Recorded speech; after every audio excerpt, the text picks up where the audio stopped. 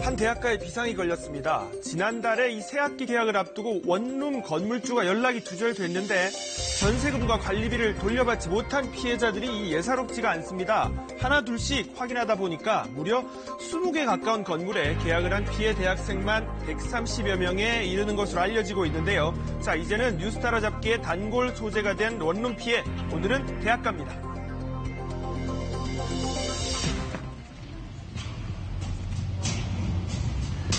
원광대학교에 다니는 박모 양은 중간고사가 코앞이지만 공부가 손앞에 잡히지 않습니다.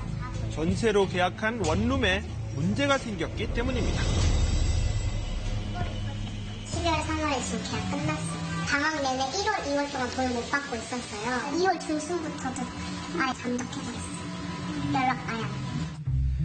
계약이 끝나면 전세금을 주겠다던 건물주, 4개월째 무소식인데 이게 끝이 아니었습니다.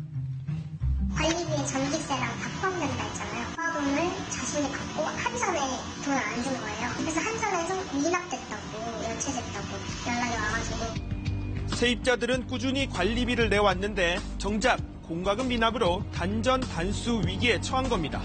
그런데 사정이 이보다 더 심각한 곳이 있습니다. 지난 2월 초 계약 기간이 끝난 전모군도 전세금 4,500만 원을 돌려받지 못하고 있는데요. 좀 밀어달라.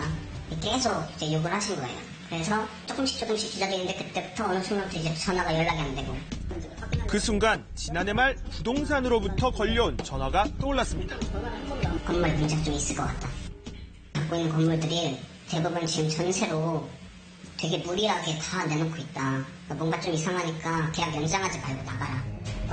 불안한 생각에 등기부 등본을 확인했더니 집주인이 잠적한 사이 건물은 경매에 들어가 있었습니다.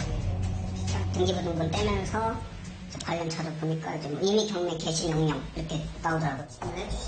하지만 원룸 세입자 가운데 그 사실을 아는 사람은 없었고 지난달 새학기 시작과 함께 피해 학생들이 우후죽순 늘어갔습니다. 그 선생님들한테 이렇게 돈을 못 받고 있다 했더니 돈을 못 받은 사람이 또 있다, 학과에. 그래서 그 선배하고 친분이 있어서 연락을 해보니까 집주인이 같았던 거죠. 각자 거주하는 원룸 건물은 달랐지만 공통점이 있었습니다. 바로 집주인, 원룸 건물주가 강모 씨로 모두 같은 사람이었던 겁니다. 3월 초에 오니까 이제 하나둘씩 그 단톡방에 사람들이 모여드는데 처음에 40명으로 시작했던 게 지금은 120명이 넘어가는 숫자니까. 대학 측도 피해 조사에 들어갔는데요. 피해 학생은 130명으로 늘었습니다. 한 50억 정도 이렇게 저희가 이렇게 파악을 하고 있습니다. 앞으로도 계속 늘어날 거라고 봅니다. 지금까지 17채를 소유하고 있더라고요. 그리고 이제 도미노 현상이라고 저희들은 생각하고 있습니다. 앞으로도 다 이렇게 경매에 넘어가지 않을까라는 그런 생각을 가지고 있습니다. 이 대학가 원룸촌의 강 씨가 소유한 원룸 건물은 무려 17채. 이미 9채는 경매에 넘어간 상태였습니다. 피해액이 50억에 달할 거란 말이 나오는 이유는 대부분 월세가 아닌 전세 계약제였기 때문인데요. 은행비가 2% 그 다음에 내가 집주인이라고 모두 전세를 내봤어요. 당연히 안 내놨지. 월세가 훨씬 낫지.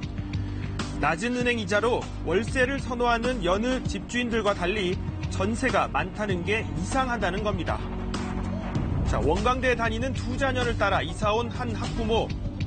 1억 전세 계약을 앞두고 공인중개사가 제대로 된 정보를 제공하지 않았다고 말하고 있는데요. 이대당이 3억에 잡혀있다. 이 건물이 8억에서 9억 하는 건물이기 때문에 걱정하지 않아도 된다. 전세가 3개밖에 없어요. 그렇게 설명을 해주는 거예요. 전세 계약이 3개뿐이라고 했지만 사건이 터지고 보니 세입자들이 모두 전세였다는 겁니다. 비슷한 피해 증언 계속 이어지고 있는데요. 이 건물에 전세를 놓은 사람이 3명밖에 없다, 3가구밖에 없다. 그러면 계약해도 되겠다 싶어서 했는데 나중에 알고 보니까 계약을 한 전원이 그냥 전세로 되어 있더라고요. 계약을 한 학생이 40명이 넘는 부동산도 있었고 건물이 경매로 넘어가기 전 전세 계약을 한 학생도 있었습니다. 6월 16일에 전세 계약했어요. 한 달도 안 된 상태에서 어떤 남성분들이 이 집 저 집 보는 두드리면서 다급한 목소리로 경매에 이 집 넘어간 거 알고 계시냐고. 자, 그렇다면 만약 경매로 넘어간다면 전세금은 얼마나 돌려받을 수 있을까요? 속도가 5,100만 원 이하일 경우에는 1,700만 원까지 보호를 받을 수 있거든요. 근데 1,700만 원을 보호받는다고 하더라도 여러 사람의 피해자가 발생했을 경우는 그 1,700만 원 다 온전히 받기는 힘들죠.